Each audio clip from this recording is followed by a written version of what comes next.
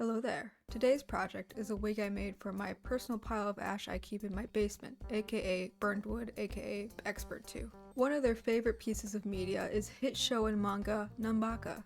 I can't tell you exactly what it's about, but from what I've gathered from many hours of ramblings, it's about gay prison, bright colors, and a mass hysteria twink hallucination that I luckily don't have.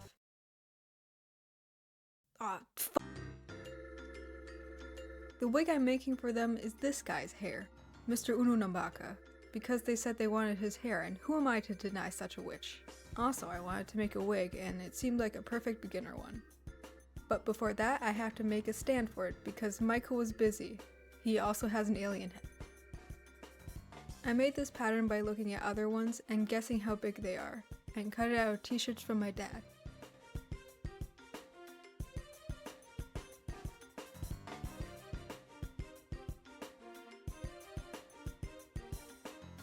I stuffed it with a mix of actual stuffing and my bag of scraps. But, since I can't do math, it was too small, so I did everything again.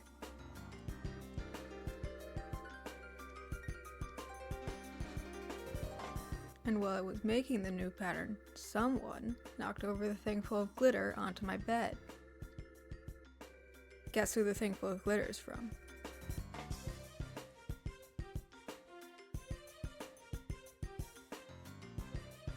When stuffing it this time, I put in a core of newspaper, because I didn't have enough other stuff.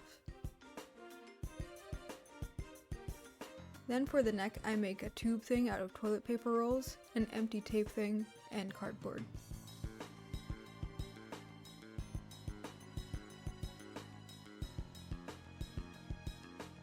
I had to shove it in there pretty far so that the head was stable. I also sewed the bottom shut. And here he is. The boy.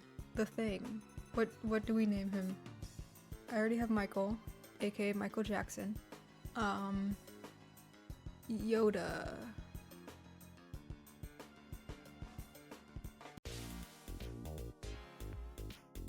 I didn't want to buy anything for this wig other than the wool I'm making the wefts out of, and I wanted the wig cap to be somewhat stable, so I made it out of scraps of muslin I had.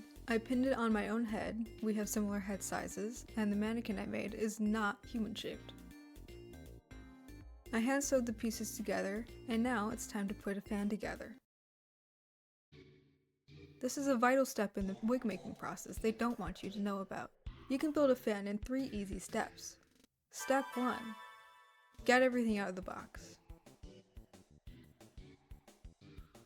Step 2.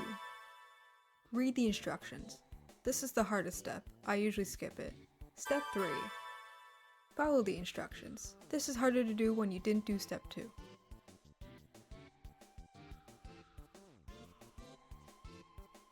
Congratulations! You now have a fan. I marked the different sections of hair on the cap with different colors, and decided to finish the edge with binding. Looking hot. But what's this under the wig cap? My, it's a wig grip! A wig grip is a headband made of velvet to grip the wig cap, but velvet is expensive, so I used free fabric samples. I marked which way the pile of the velvet goes, and very lightly pressed the pieces flat. I made the band part out of more of my dad's shirts because I have so many of them. Then sewed the velvet swatches together.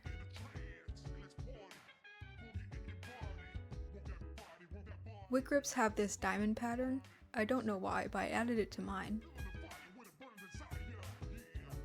I sewed the 2 layers together, then encased the edge with more t-shirt strips. Last step is to add Velcro. The grip is quite comfy because it's t-shirt material. Would highly recommend making your own. Not only is it free, but you can make it the color of the wig. Not that I did that.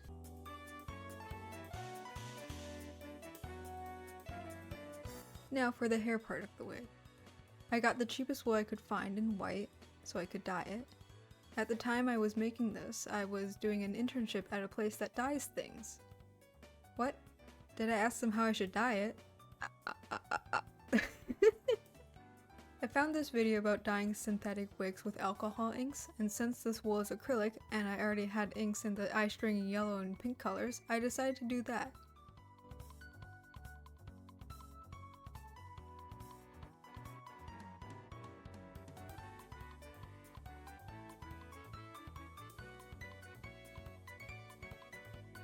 I did some tests to get the right ratio of ink and alcohol, then started cutting the very long pieces of wool separately until I decided that was stupid and did what the one video I watched before doing this did, which is wrapping the wool around 2 poles.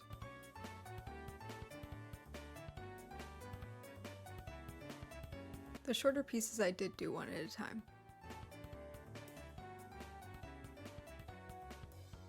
I then unwound each piece, and because that wasn't time consuming enough, I straightened each strand as well.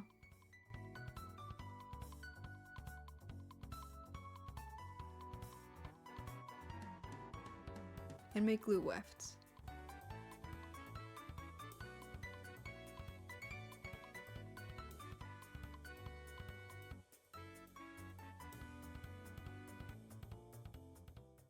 I barely had a plan when I started attaching the wefts to the wig cap, but trust the process you've never done.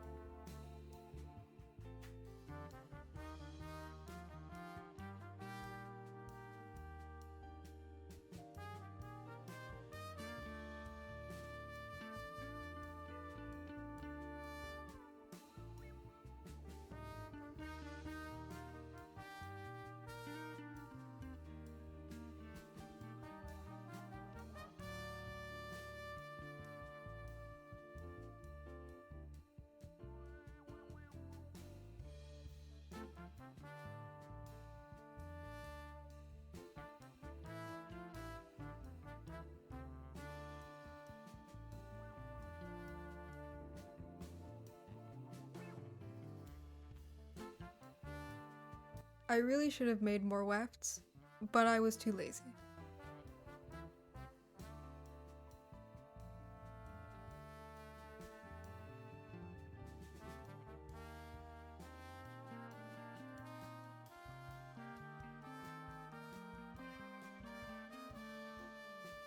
I dyed it outside, and this is probably the longest any of my neighbors have seen me, ever.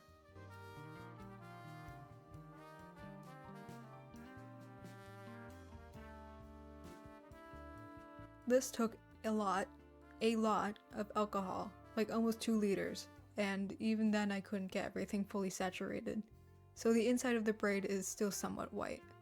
So if you do this exactly how I am, for whatever reason, get yellow wool.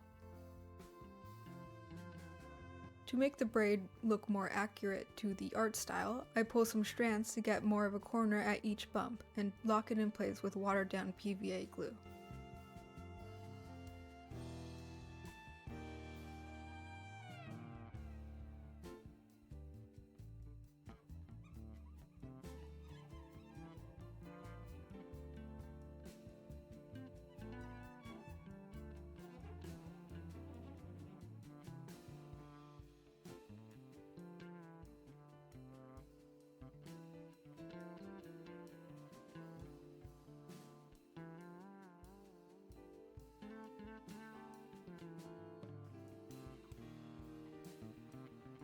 I also tried to make the extra bit at the bottom of the braid more voluminous by shaping it around toilet paper roll, which worked more than I thought it would.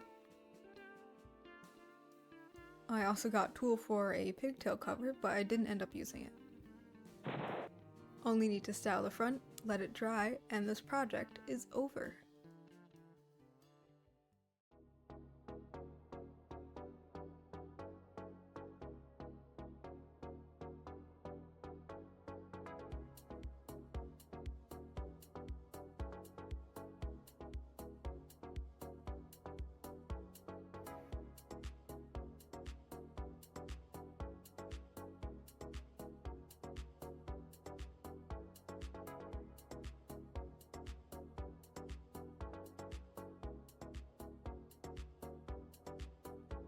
It's not the best thing I've ever made, and definitely could have done with more wefts, and is braided a little lopsided, but it's not awful.